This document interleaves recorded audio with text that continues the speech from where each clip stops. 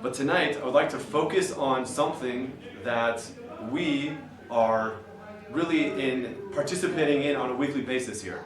And we've been doing this for years, but I've never spoken about it. And it is a tremendously fascinating Gemara that has to do specifically with Chavrusa learning. It's a Gemara, it's found in the Talmud in Bava Metzia on Daf Pei Daled, and it speaks about really the origins of one of the most well-known Chavrusas in Talmudic history, which was between Reish Lakish and Rabbi Yochanan. Okay?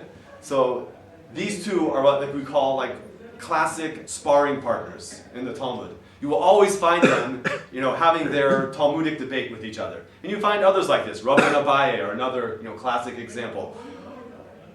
Shmuel and Rabbi. There's many others.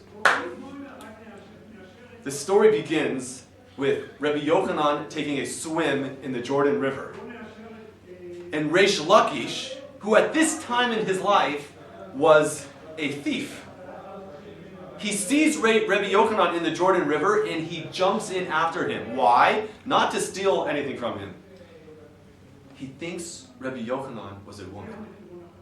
And when they finally get face to face in the river, Rabbi Reish Lakish says to Rabbi Yochanan, he says, Rabbi Yochanan turns to Reish Lakish and says, your strength, chelach le'oraisa, your strength should go to the Torah. The way you just jumped in, that was real physical power. And Reish Lakish turns to him and he says, and your beauty should be for women.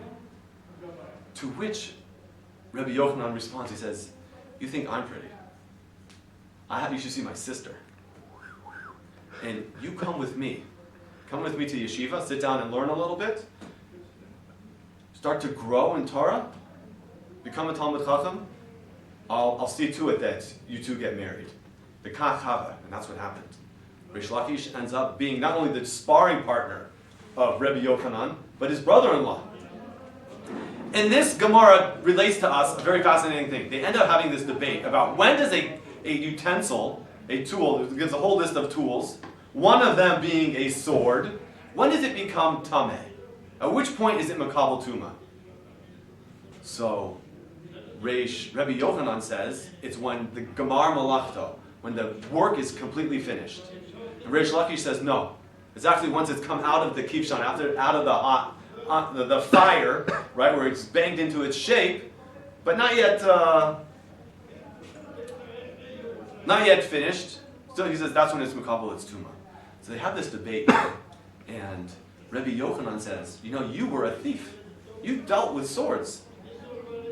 You know the right answer. And to this, Reish Lakish actually takes great offense to. He says, now they call me a Rav. Do you know when I was a highway bandit, they also called me a Rav? I was their leader. I was their Rebbe. I had Chassidim. And now I'm a Rav in a yeshiva amongst the Jews. And what's the difference? I don't fully understand what happens here. But Rabbi Yochanan says, hey, I brought you under Kanfei Ashchina. I was Makarvi. I brought you closer to the Torah. And at this point, apparently there was a tremendous breakdown in their relationship. It says that Rabbi Yochanan's mind became weak, and that Reish Lakish actually became sick, to the point that his wife, Rabbi Yochanan's sister, came to him saying, please daven for Reish Lakish. His children are going to be Yasomim if you don't daven for him. And Rabbi Yochanan was reluctant. Please daven for him. Oh, not a little bit more, and his wife is going to be an almana. Again, he's reluctant. Finally, Reish Lakish actually dies. And they say, what are we going to do now? And they get him a replacement, Chavrusa. And to this we come to learn something tremendous about what a good Chavrusa is. Because this Chavrusa, who is a substitute now for Reish Lakish, anything that Rabbi Yochanan would say, this Chavrusa would say, you know what, I have a support for that. I have a support from here, from there, and bring him all these different supports. The Mishnah's like you. Rabbi Yochanan says, get him out of here. When Reish Lakish was here, I would say a din, I would say a law, and Reish Lakish would ask me 24 questions. to which I would have to give 24 answers to. I would answer them all. And knowledge would be expanded. I was challenged and had to think more. Here I say something. He says, oh yeah, you're right. And you know what? Get him out of here. And it says that at the end, Rabbi Yochanan ripped his garments and was running around the town crying, Reish Lakish, where are you?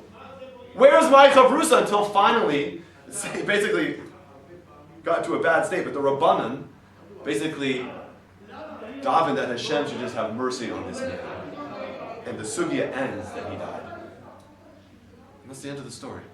So I would like to just highlight two tremendous points that I think come out of this. One is a highway bandit jumps in and tries to put a move, so to speak, on Rabbi Yochanan while he's in his swim, right? What does Rabbi Yochanan do? He doesn't say, you scumbag, get out of here. Rabbi Yochanan, with his perspective, saw there was potential here for Torah. Who knows what Reish Lakish looked like? Could have been long-haired, tattooed, who knows? Ears pierced. He doesn't say, get out of here. He says, there's potential here for a tremendous Adam Gadol, a great man in Torah. That is one thing I'd like to say. Let's not judge people by the cover, the way they appear. There can be tremendous potential within a person. Growth, potential for growth. And the second thing is, what makes a good chavrusa? To be able to take it, to be challenged by somebody. We say something, we think we have an idea, and what is the meaning of this? And we're not meant to be enemies and looking for like argument, the way that we might think of that in a more secular context. But our argument is really for striving for truth. And that was something that Rabbi Yochanan, he lost his mind when he lost Reish Lakish.